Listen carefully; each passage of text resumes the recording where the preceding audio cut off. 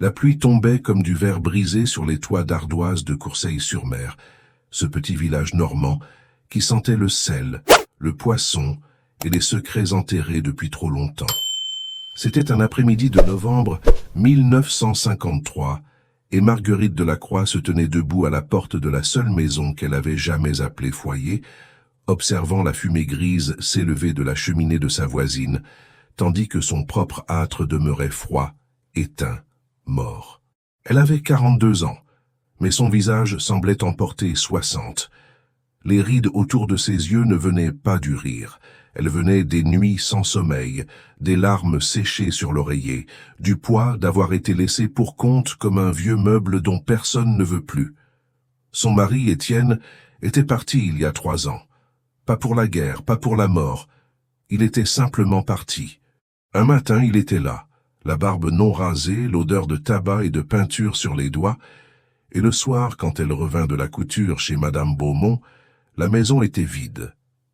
Sans mots, sans explication. Juste le vide, et l'écho de ses propres pas à travers les pièces glacées. Tout le village savait.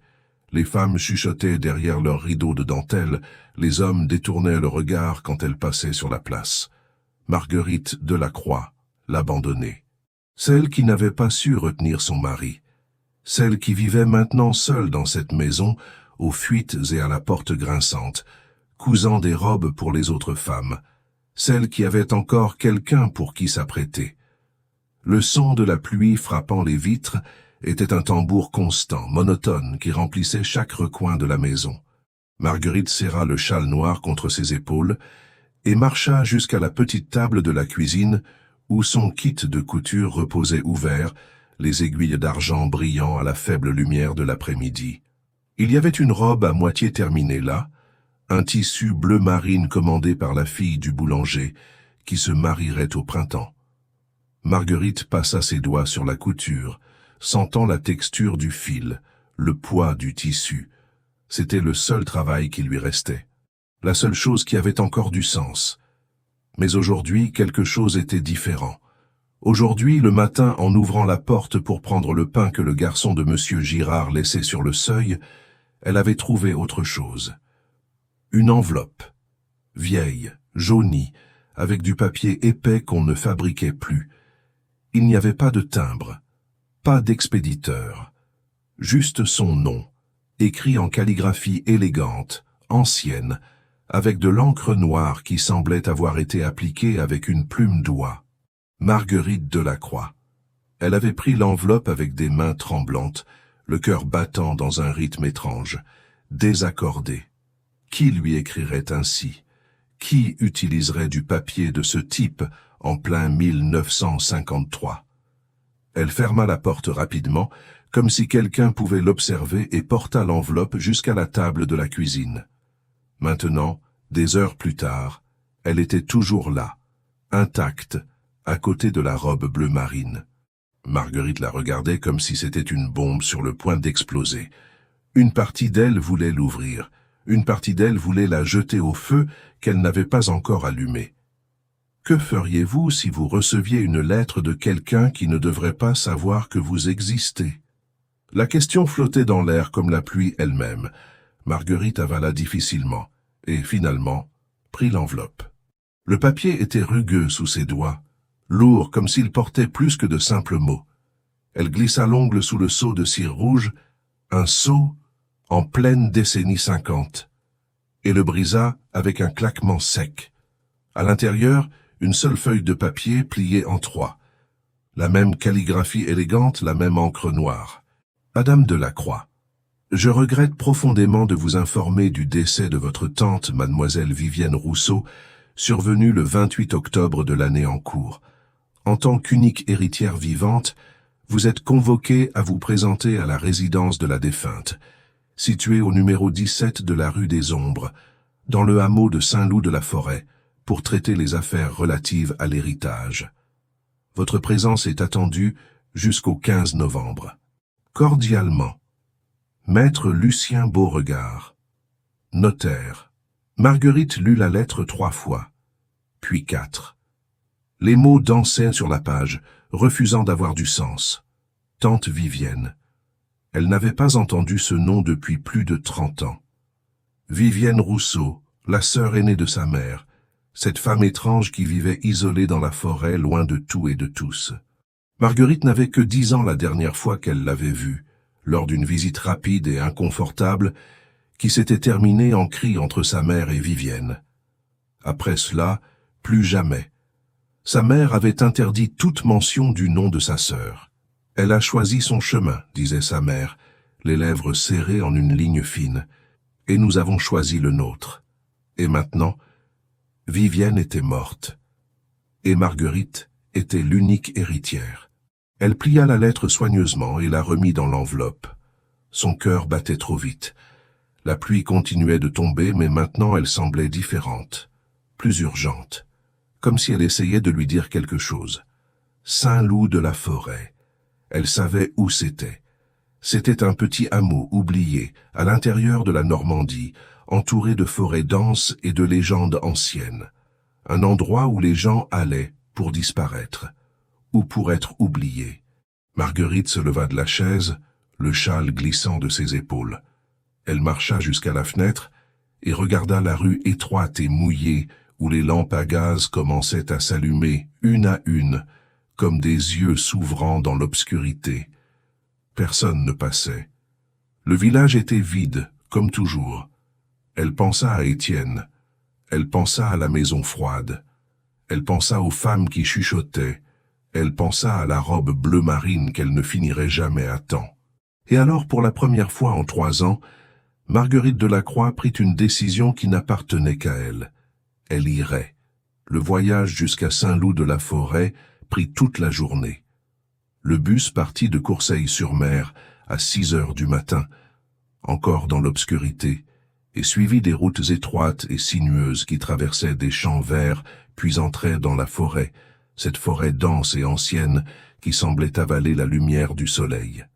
Marguerite était seule sur le siège arrière, la petite valise sur les genoux, l'enveloppe pliée dans la poche de son manteau.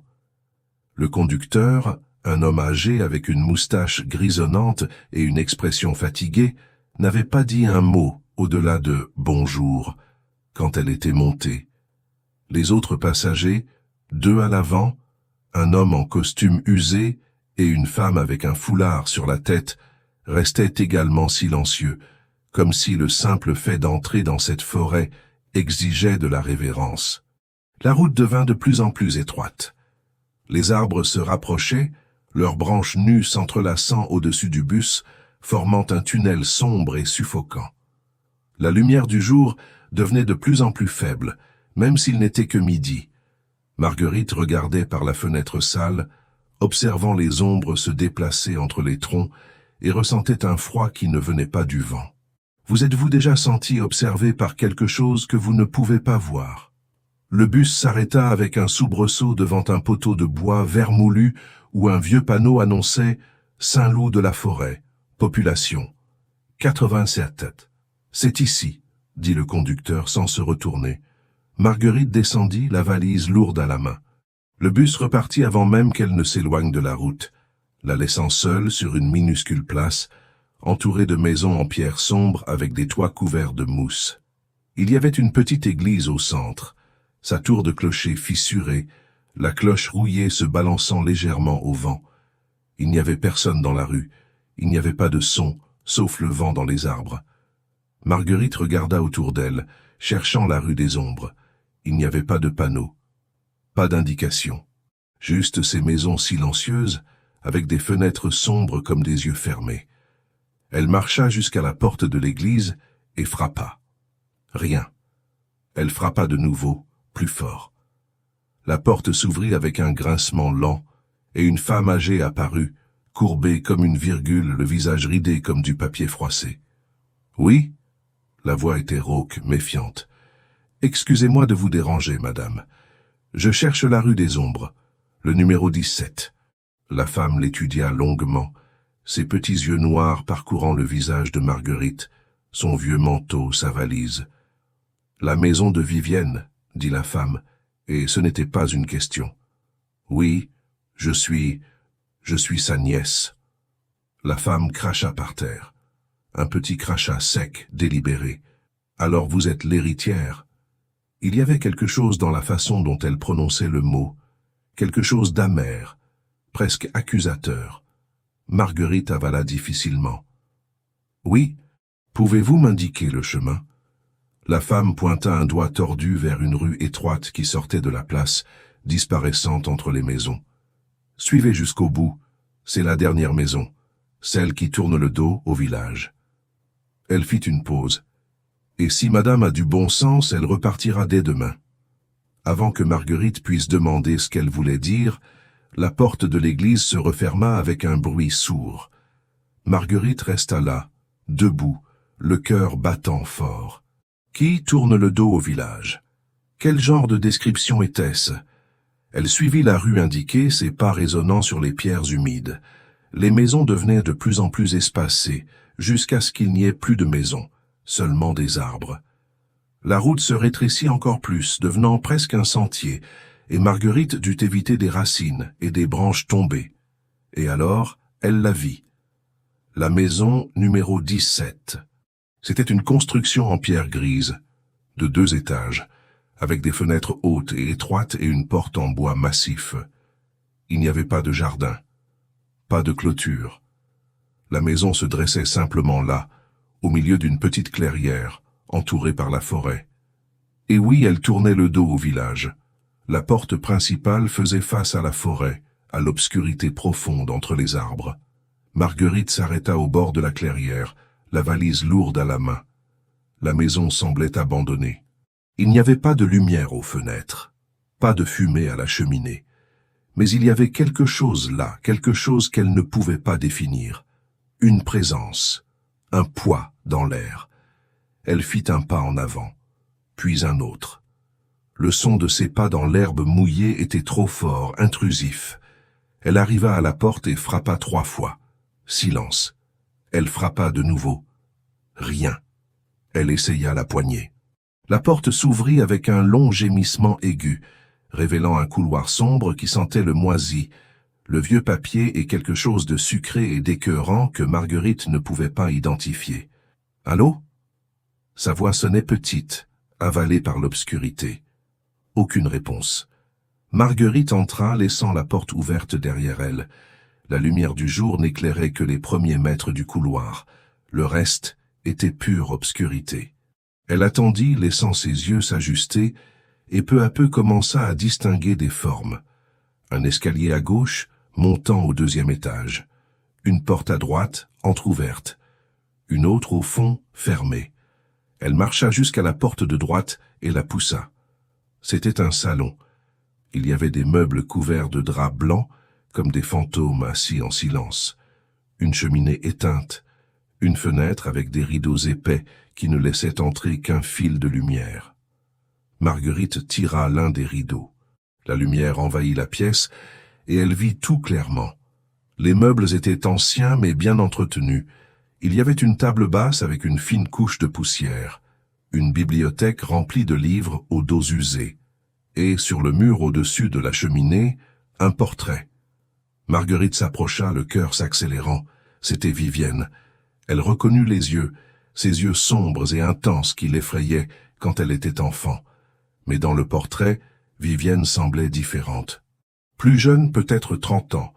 Elle portait une robe noire à col montant, et ses cheveux étaient tirés en un chignon serré. Mais ce qui attirait le plus l'attention n'était pas le visage, c'était ce qu'elle tenait dans ses mains. Des ciseaux, grands, en argent, avec de longues lames aiguisées, et autour d'elle, dans le portrait, il y avait des morceaux de tissu, des dizaines d'entre eux, flottant dans l'air comme des feuilles tombées, chacun avec un motif différent, une couleur différente. Comme si quelqu'un les avait tous coupés en même temps et les avait figés dans l'air. Marguerite sentit un frisson remonter le long de sa colonne vertébrale. Pourquoi quelqu'un peindrait-il un portrait comme celui-ci? Elle détourna les yeux du tableau et retourna dans le couloir. Elle monta les escaliers, chaque marche gémissant sous son poids.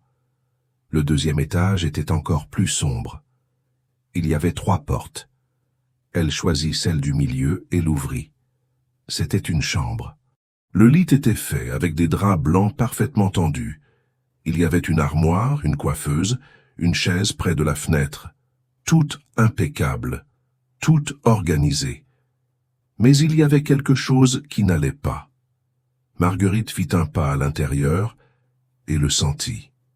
L'odeur. Cette odeur sucrée et écœurante qu'elle avait sentie dans le couloir, maintenant beaucoup plus forte. Elle regarda autour d'elle, cherchant la source, et alors elle vit. Sur le mur à côté du lit, il y avait un placard encastré. La porte était entr'ouverte. Marguerite marcha jusqu'à lui, le cœur martelant dans sa poitrine.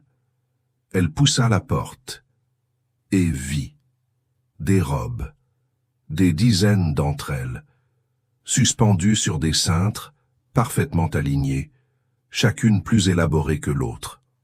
Des robes en soie, en velours, en dentelle, des robes de toutes les couleurs, rouge sang, bleu nuit, vert mousse, violet profond, des robes qui semblaient avoir été faites pour des reines, pour des déesses. Mais elles avaient toutes quelque chose en commun.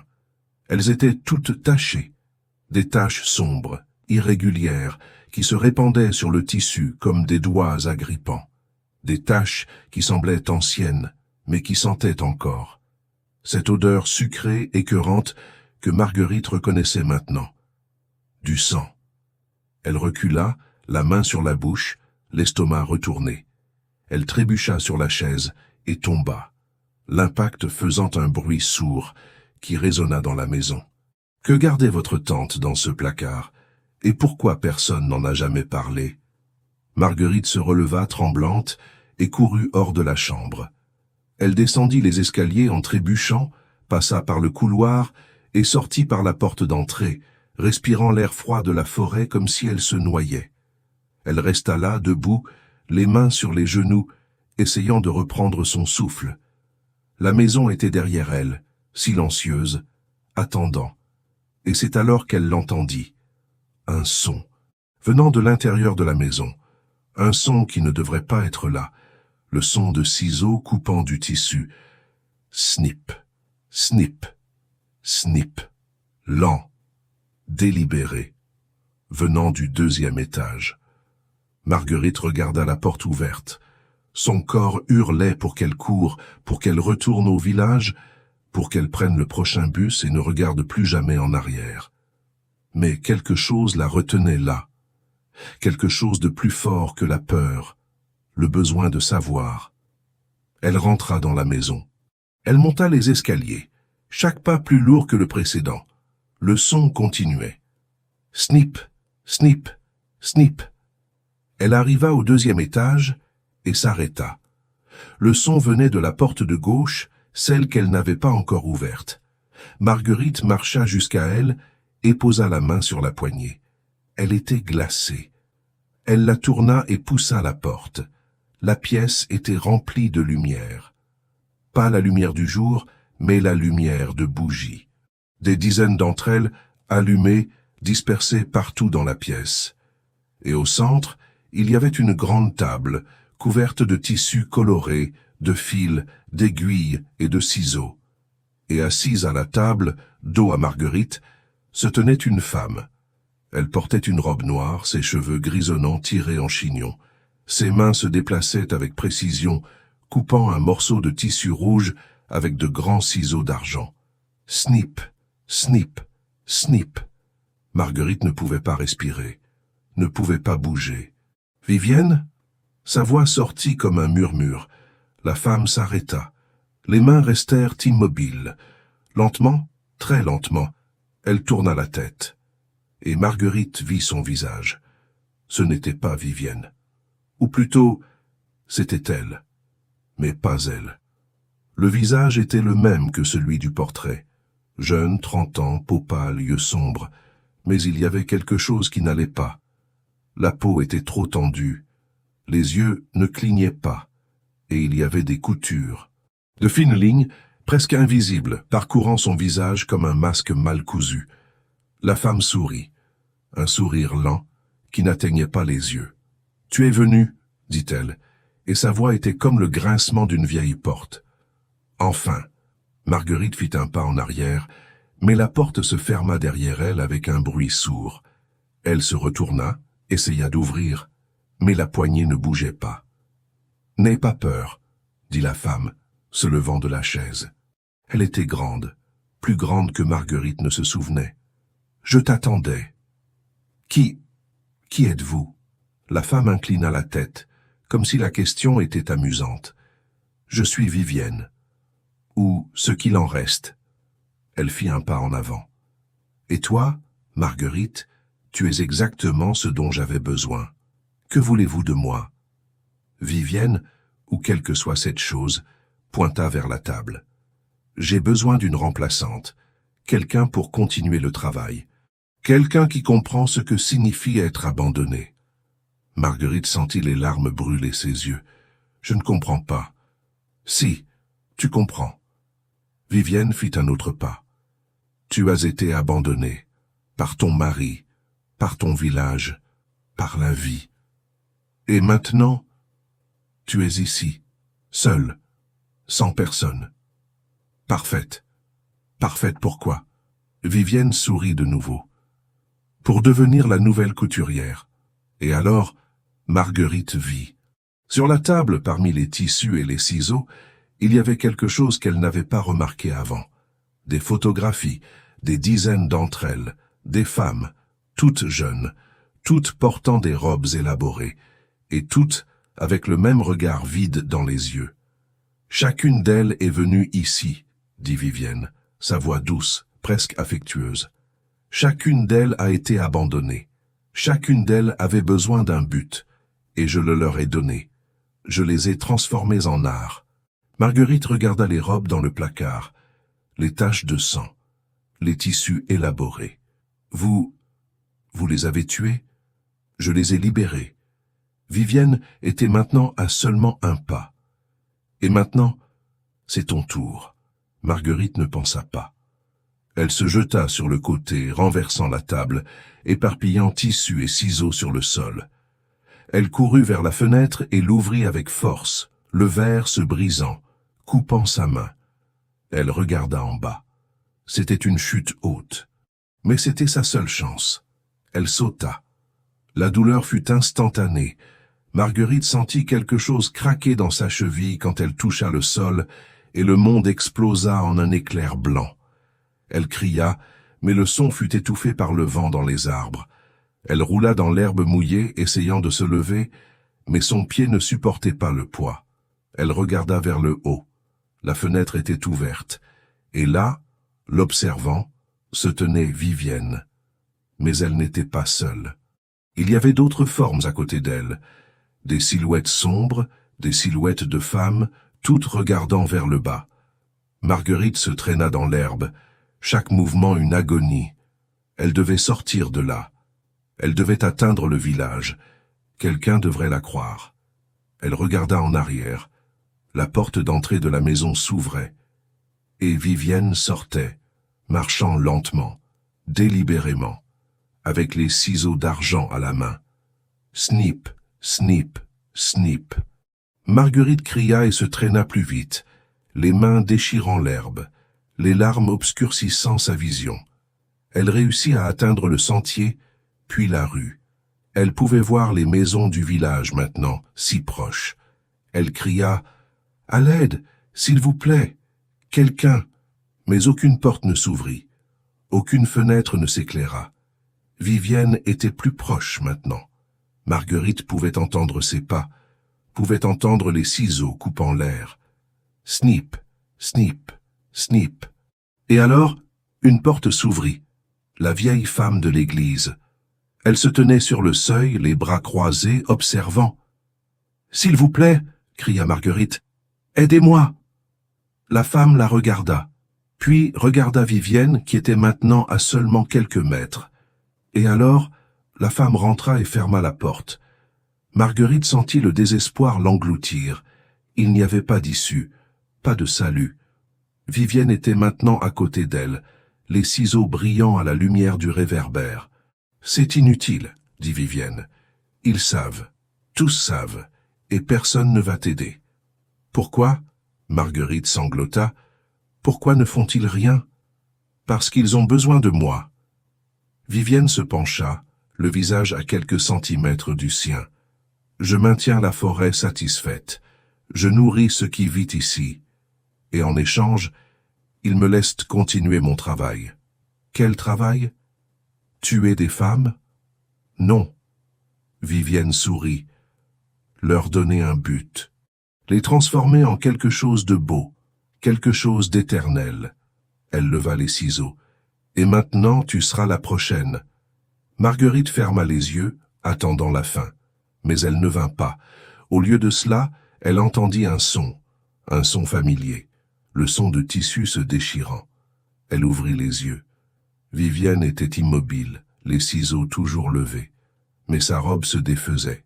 Les coutures s'ouvraient, ligne par ligne. Et en dessous, Marguerite voyait non pas de la chair, mais du vide, de l'obscurité. « Non, » murmura Vivienne. « Pas maintenant, pas encore. » Son visage commença à se découdre. Les fines lignes que Marguerite avait vues auparavant se détachaient, et la peau, ce n'était pas de la peau, c'était du tissu, tombait en bandes. Vivienne cria, un son aigu et inhumain, puis s'effondra, se désintégrant en morceaux de tissu, de fils et d'aiguilles qui se répandirent sur le sol. Marguerite resta là, tremblante, observant. Et alors, elle vit quelque chose parmi les débris. Un petit livre, à couverture noire, avec les mots « Registre de la couturière » gravés en or. Elle le ramassa avec des mains tremblantes et l'ouvrit. À l'intérieur, il y avait des noms, des dizaines d'entre eux, des femmes, des dates. Et à côté de chaque nom, une description d'une robe. Marguerite feuilleta les pages, le cœur s'accélérant. Et alors, à la fin, elle vit une page vierge. Sauf pour un nom. Marguerite Delacroix. Et en dessous, écrit à la main, avec de l'encre fraîche. Robe de deuil, soie noire, brodée d'argent, date d'achèvement, 15 novembre 1953. Aujourd'hui. Marguerite lâcha le livre et recommença à se traîner, ignorant la douleur, ignorant le sang qui coulait de ses mains. Elle devait sortir de là. Elle devait sortir du village. Mais quand elle leva les yeux, elle vit les portes des maisons s'ouvrir, une à une, et de chaque porte sortait une femme, toutes portant des robes élaborées, toutes avec le même regard vide, toutes marchant vers elle, et au centre d'elle, se formant à partir de tissus et de fils qui s'entrelaçaient dans l'air, se tenait Vivienne, se reconstruisant, souriant. « Tu ne peux pas fuir, » dit-elle. « Tu es déjà cousu au destin de cet endroit. » Marguerite regarda autour d'elle. Il n'y avait pas d'issue, les femmes l'encerclaient, leurs mains tendues, leurs doigts comme des aiguilles. Et alors, elle fit la seule chose qui restait. Elle ramassa l'un des ciseaux tombés au sol, et coupa. Elle coupa la robe de l'une des femmes. Les coutures se détachèrent, et la femme s'effondra, se désintégrant comme Vivienne l'avait fait. Marguerite coupa de nouveau, et de nouveau. Chaque femme qui s'approchait, elle la coupait, les libérant, les détruisant. Les femmes criaient, mais pas de douleur. Elles criaient de soulagement, et Vivienne, voyant ses créations être défaites, rugit et avança. Marguerite attendit jusqu'à la dernière seconde. Et quand Vivienne fut sur elle, ciseaux levés, Marguerite coupa. Elle coupa la robe de Vivienne, elle coupa les coutures, elle coupa les fils qui la maintenaient ensemble. Et Vivienne explosa en 1000 morceaux de tissu qui volèrent dans l'air comme des feuilles au vent, se dispersant dans la forêt, disparaissant. Le silence tomba sur le village. Les femmes qui restaient regardèrent Marguerite, et alors, lentement, elles commencèrent à se défaire aussi. Non dans l'agonie, mais en paix, se dissolvant en lumière, en air, en néant. Marguerite resta seule dans la rue, les ciseaux toujours à la main, le corps tremblant. Et alors, elle entendit une voix. « C'est fait. » Elle se retourna. La vieille femme de l'église se tenait sur le seuil de sa porte, observant. « Tu l'as libérée, » dit la femme. « Tu les as toutes libérées. »« Pourquoi ne m'avez-vous pas aidé ?» demanda Marguerite, sa voix brisée. Parce que seul toi pouvais le faire. Seul quelqu'un qui a été abandonné comprend ce que signifie être piégé. Seul toi pouvais couper les chaînes. Marguerite regarda les ciseaux dans sa main, et alors elle les lâcha. Que se passe-t-il maintenant? La femme sourit. Maintenant tu es libre, libre de partir. Ou, elle fit une pause, libre de rester. Marguerite regarda la maison au bout de la rue. La maison de Vivienne. Sa maison maintenant. Rester? Répéta Marguerite, comme si le mot était étrange dans sa bouche. La vieille femme hocha la tête. La forêt a besoin de quelqu'un. Elle en a toujours eu besoin, mais pas d'une meurtrière, d'une gardienne. Elle regarda Marguerite avec quelque chose qui pouvait être du respect. Tu as coupé les chaînes des prisonnières de Vivienne. Mais il y a d'autres choses dans la forêt. Des choses plus anciennes. Des choses qui doivent être maintenues sous contrôle. Marguerite sentit un frisson parcourir sa colonne vertébrale. Et si je refuse? La femme haussa les épaules. Alors la forêt en trouvera une autre. Elle en trouve toujours. Mais... Elle fit une pause. Tu n'as nulle part où retourner, n'est-ce pas? Les mots frappèrent Marguerite comme un coup de poing à l'estomac. Elle pensa à Courseilles-sur-Mer, à la maison vide, aux femmes qui chuchotaient, à la robe bleu marine qu'elle ne finirait jamais. Quand avez-vous senti pour la dernière fois que vous apparteniez à un endroit? Laissez-moi réfléchir, dit Marguerite, sa voix à peine plus qu'un murmure. La femme hocha la tête et rentra chez elle, fermant doucement la porte derrière elle. Marguerite resta là, debout dans la rue vide, la cheville lancinante, les mains saignantes, le corps épuisé. Le soleil commençait à se coucher, teintant le ciel d'orange et de violet. La forêt autour du village semblait l'observer, attendant sa décision. Elle regarda le livre noir au sol, le registre de la couturière, ses pages maintenant vides de son nom. Le vent passa, tournant les pages, et Marguerite vit quelque chose qu'elle n'avait pas remarqué auparavant. Il y avait une page à la fin. Une page qu'elle n'avait pas lue. Elle se pencha, ramassa le livre et lut. Pour celle qui a libéré les âmes piégées, la maison et ses secrets sont à toi. Utilise les ciseaux avec sagesse. Coupe seulement ce qui doit être coupé. Et souviens-toi, chaque couture a un but, même celle qui semble être fausse. Marguerite ferma le livre lentement. Ses mains cessèrent de trembler. Quelque chose en elle, quelque chose qui était brisé depuis 3 ans, commença à se reconstruire. Pas de la façon dont c'était avant, d'une nouvelle façon, plus forte. Elle regarda la maison au bout de la rue, la maison qui lui appartenait maintenant, et pour la première fois en années, Marguerite Delacroix prit une décision sans peur. Elle resterait. Les premiers jours dans la maison de Vivienne furent les plus difficiles. Marguerite nettoya chaque pièce, brûla les robes tachées de sang, enterra les vieux ciseaux dans le jardin qu'elle commença à cultiver.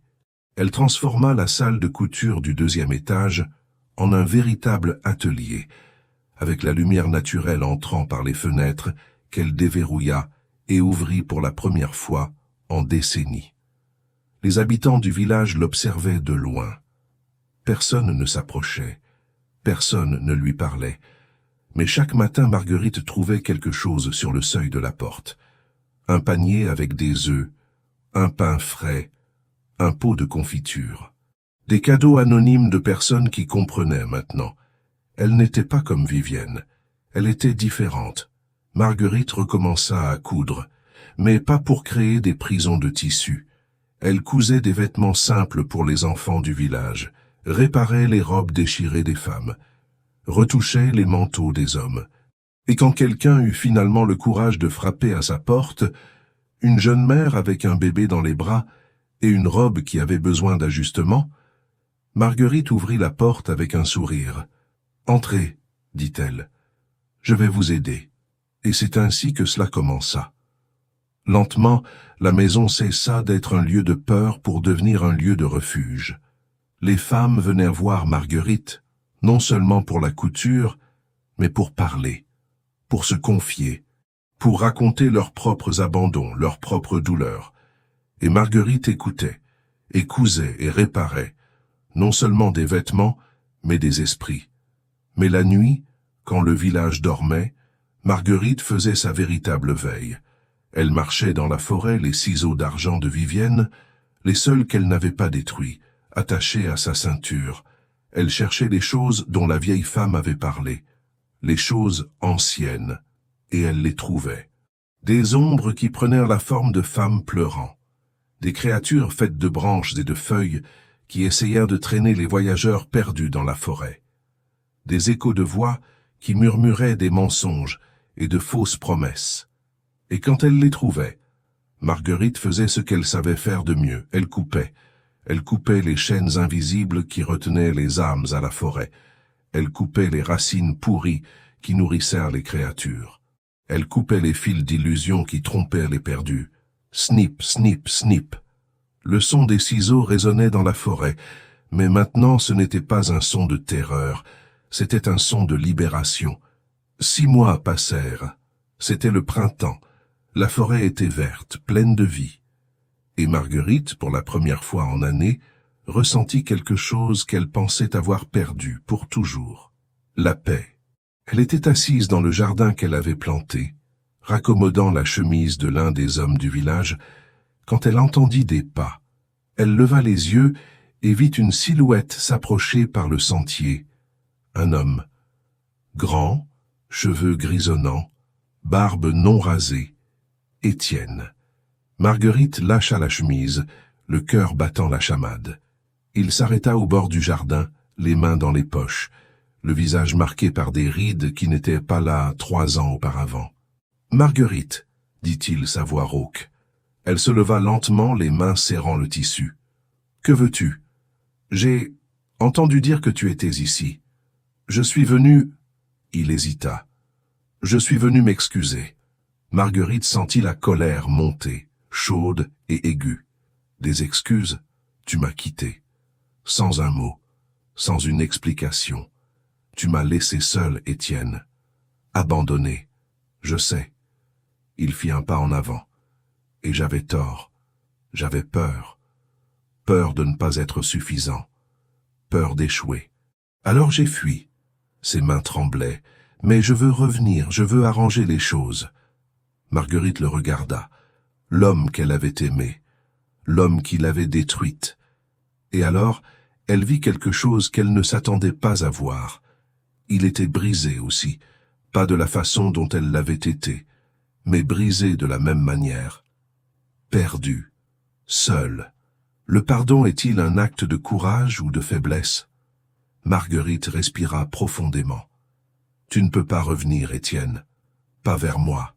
Pas comme c'était avant. Je sais, mais... Laisse-moi finir. Sa voix était ferme maintenant. Tu ne peux pas revenir parce que je ne suis plus la même personne que celle que tu as quittée. J'ai changé.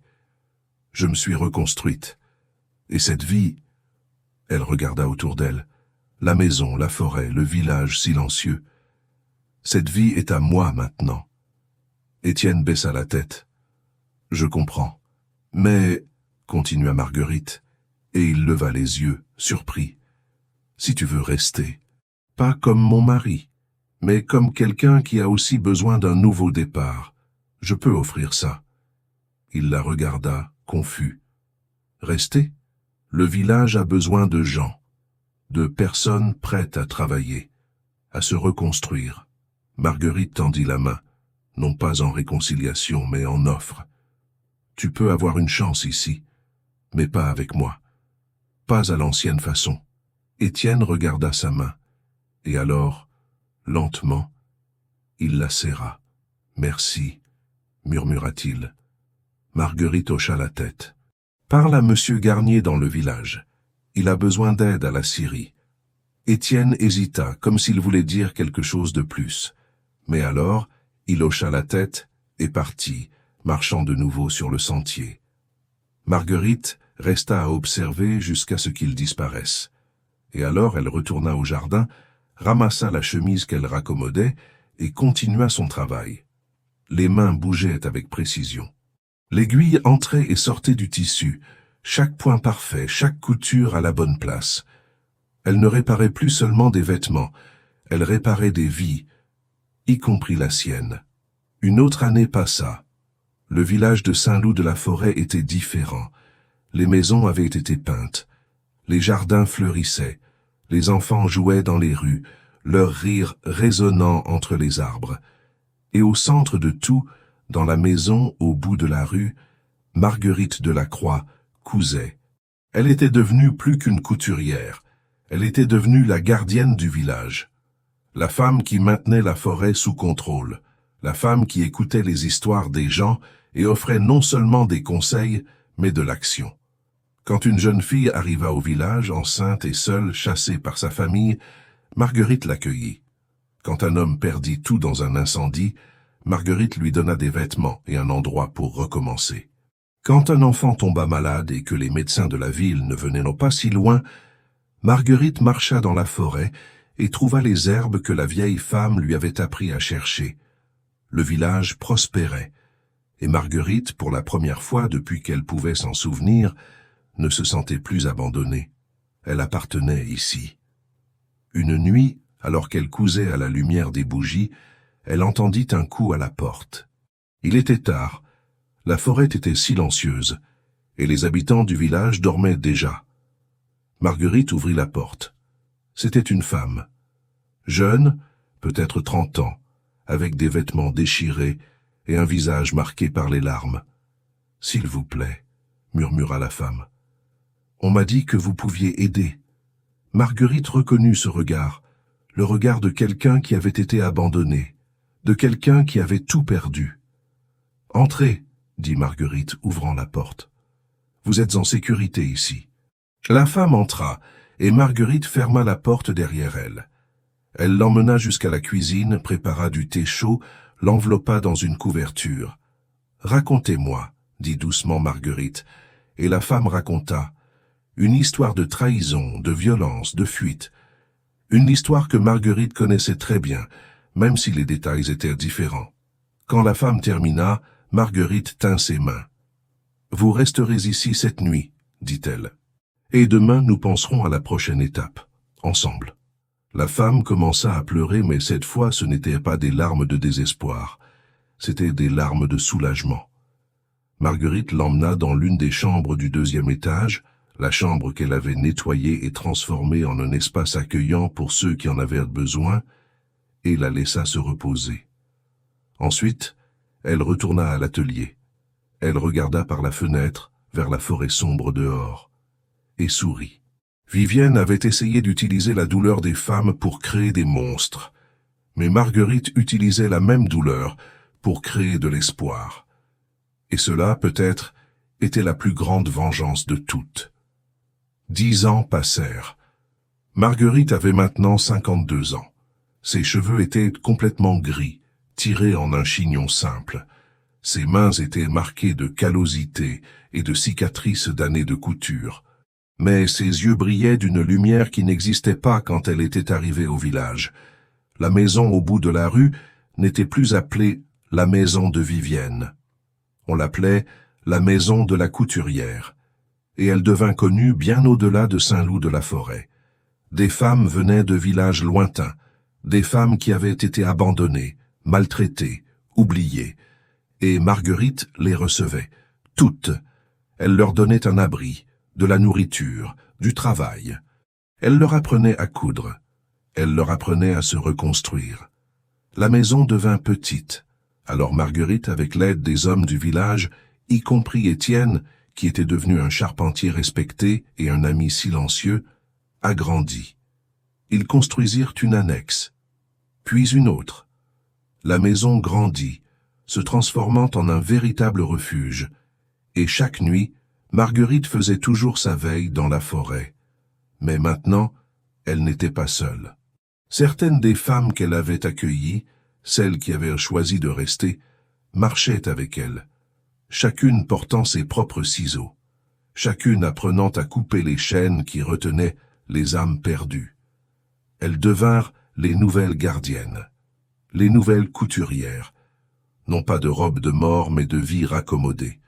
Un après-midi d'automne, de nombreuses années plus tard, Marguerite était assise dans le jardin, maintenant vaste et coloré, quand une jeune femme s'approcha. Elle avait peut-être 20 ans, des cheveux châtains tressés et des yeux brillants de curiosité. « Madame Delacroix » dit la jeune femme. Marguerite sourit. « Oui, ma chère, je suis étudiante en histoire à l'université. Je fais des recherches sur les villages de Normandie, et... » Elle hésita. « J'ai entendu des histoires sur cet endroit, sur vous. »« Quel genre d'histoire ?» La jeune femme rougit. « On dit que vous êtes une sorte de...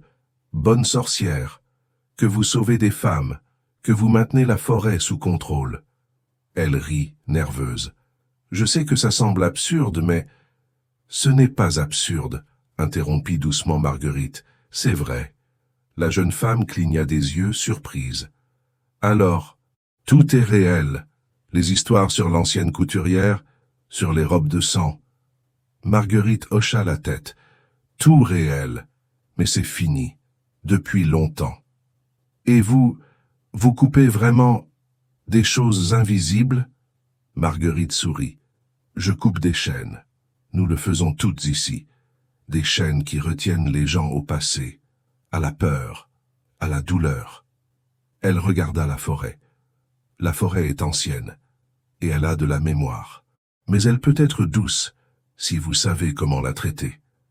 La jeune femme notait tout dans un carnet, les yeux écarquillés. Et les femmes qui viennent ici, que leur arrive-t-il? Certaines restent, certaines partent, mais toutes emportent quelque chose avec elles. Marguerite toucha sa propre poitrine. Elles emportent la certitude qu'elles peuvent recommencer, que l'abandon n'est pas la fin. C'est le début, murmura la jeune femme en écrivant. Exactement. La jeune femme ferma le carnet et regarda Marguerite avec admiration. « Vous êtes extraordinaire, madame. » Marguerite rit, un son doux et authentique. « Non, ma chère, je suis juste une femme qui a appris à coudre plus que du tissu. » Elle se leva, s'appuyant sur une canne qu'elle utilisait maintenant. « Mais merci pour ces mots. » La jeune femme hésita. « Puis-je revenir? Pour parler davantage? Pour apprendre ?» Marguerite l'étudia un moment. Elle vit quelque chose dans ses yeux, une douleur cachée, un abandon non dit. « Vous êtes toujours la bienvenue ici, » dit Marguerite. « Toutes le sont. » La jeune femme hocha la tête, les yeux brillants de quelque chose qui pouvait être des larmes ou de l'espoir. « Merci. » Et alors elle partit. Marguerite resta à l'observer partir et sourit, parce qu'elle savait que la jeune femme reviendrait. Et quand elle reviendrait, ce ne serait pas seulement pour une recherche. Ce serait pour se reconstruire, comme elle le faisait toutes. Marguerite Delacroix mourut à 78 ans, une nuit tranquille d'hiver. Elle s'endormit dans sa chaise dans l'atelier, les ciseaux d'argent reposant sur ses genoux, un doux sourire sur les lèvres. Elle fut trouvée le lendemain matin par l'une des femmes qu'elle avait accueillies des décennies auparavant, maintenant une dame d'âge mûr qui gérait le refuge. Tout le village assista aux funérailles. Non seulement les habitants de Saint-Loup-de-la-Forêt, mais des femmes de toute la Normandie. Des femmes que Marguerite avait sauvées, abritées, enseignées. Elles se rassemblèrent dans la forêt, dans le petit cimetière qui se trouvait au bord de la clairière, et chacune d'elles plaça une fleur sur la tombe. Pas des roses, pas des lys, des morceaux de tissu. Chacune apporta un morceau de tissu coloré, bleu, rouge, vert, doré, et les attacha aux branches des arbres autour de la tombe, créant un dais vibrant qui dansait au vent. Et quand le vent soufflait, les tissus bruissaient, créant un son qui ressemblait beaucoup à celui de ciseaux coupants. Snip, snip, snip. Mais ce n'était pas un son de peur, c'était un son de liberté. La maison au bout de la rue ne resta pas vide. Les femmes que Marguerite avait formées continuèrent son travail.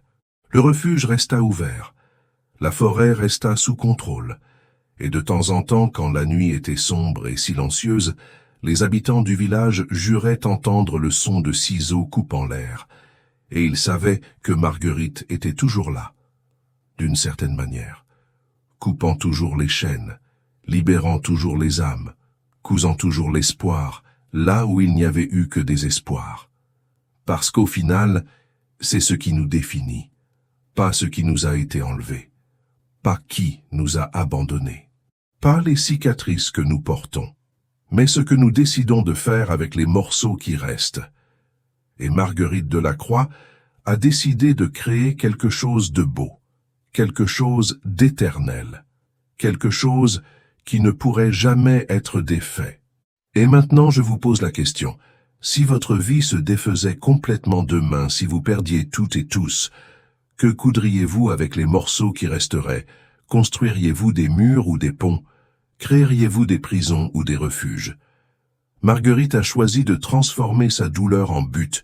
Elle a pris l'abandon qui l'a détruite et l'a transformée en abri pour d'autres âmes perdues. Et vous? Que feriez-vous de vos propres cicatrices? Laissez votre réponse dans les commentaires.